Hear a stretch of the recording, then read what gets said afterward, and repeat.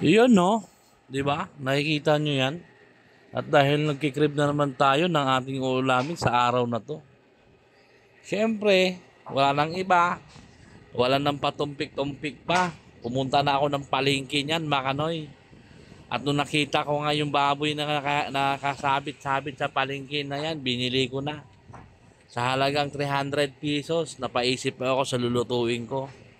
Dahil paglingon ko sa kabila, may nakita akong saging. Paglingon ko sa kabila, may nakita akong repolyo. Pumasok sa isip ko, sabi ko, masarap ata nito, pochero. At kung nakita nyo nga Makano, isinangkotsa ko na yung ating baboy dyan. At syempre, gusto ko talaga, pag ako ang nagluluto, mapasabaw man yan o mapaadobo, ay gusto ko lagi talagang nakaprito yan. Tignan nyo nga naman, medyo nasusunog na nga yung ating karne ng baboy dyan. At kung nakikita nyo, ay gusto ko medyo mag-brown-brown siya. At sibuyas at kamatis pala lang ang nilagay ko dyan, Makanoy. Dahil wala nga akong makitang bawang. Pero kung nakikita nyo naman yan, pag natikman nyo, sigurado ako, 100% naman yung lasa niyan, legit yan. Basta ako yung magluto talaga, sigurado yan, may tiwala ako sa sarili ko. Siyempre, buhat bangko rin, may tiwala din ako sa kakayanan ko magluto, kahit hindi naman tayo chef. Basta luto lang tayo ng luto, kung ng atin lang nakikita, yun lang ang susundin natin. Huwag na tayong mahangad pa na kung ano-ano ilagay natin dyan sa mga luto na yan. Ako napapansin nyo nga, medyo nahuhuli na ako sa voice over ko dyan, hindi ko na nasusundan. Basta nakita nyo lang, nilagay ko na yung saging. Dahil sabi ko, masarap yung saging, sinasabay mo sa baboy kasi dito katamis-tamis yung sabaw niyan.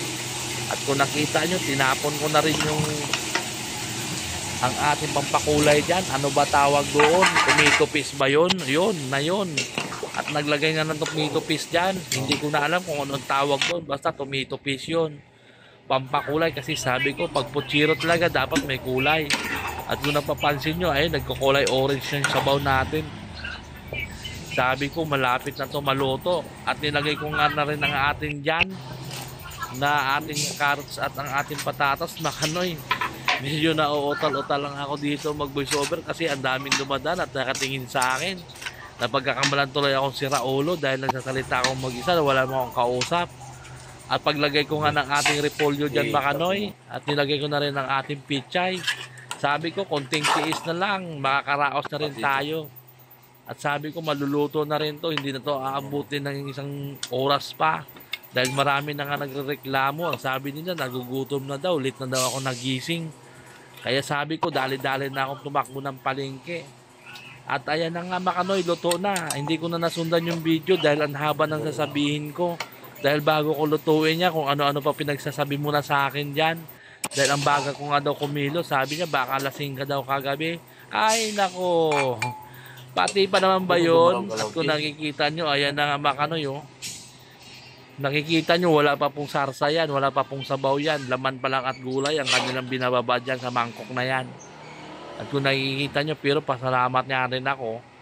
Dahil sa ganyang grasya lang ay napakasarap, binigyan kami ni Lord ng umaan ng araw na yan. Siyempre lahat ng pagkain natin ipagpapasalamat natin dahil kung hindi naman galing sa taas yan, hindi naman natin makakamit yan. Dahil sa mahal ng gulay ngayon, sa ganyang ginastos ko dyan Makanoy, nakamagkano din ako dyan, hindi ko na sasabihin kasi baka sabihin nyo hindi na kayo naniniwala. Kaya hindi ko na rin sasabihin. At kung nakikita nyo, takam na talaga ako dyan sa repolyo. Kasi yan ang pinaka-favorite yung gulay talaga, repolyo. Minsan ginigisa ko lang yan tapos sabayan ko ng pritong galunggong. At ay nako, ang sarap-sarap talaga niyan Makanoy. At syempre, hindi mo andyan na rin yung pichay. Alam mo naman yung pichay, di ba? Napakasarap din yan. At maraming salamat nga pala sa mga walang sawang sumusuporta kay Makanoy. At pa-comment na lang din ako at pa-share. At palagay na lang sa comment kung taga saan ka at lagyan mo lang din magandang caption kahit alam mong pangit naman yung video ko. Dahil syempre gusto ko rin naman lahat umabot siya kung saan saan. Diba? At maraming salamat po lahat sa inyo. Dahil hindi nyo po ako pinapabayaan.